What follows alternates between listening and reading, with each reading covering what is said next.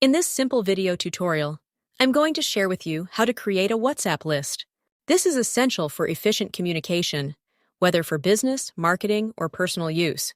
It allows you to send messages to multiple contacts at once while keeping responses private, unlike group chats. To do this, simply head to WhatsApp. On your chat page, you want to tap onto this plus icon. Now enter the list name. This name will appear at the top of your chats bar. Now proceed by tapping on Add People or Groups. You can scroll through or simply search for them. And by the way, you can add as many people or groups you want to your list. Once done, tap on Done. Your WhatsApp list will get created successfully. To add or remove a member, you just tap on Manage. Well, that's how easy it is to create a WhatsApp list. And if you have any questions, just let me know in the comments section down below. Please don't forget to leave a like, share, and subscribe for more informative tutorials like this one.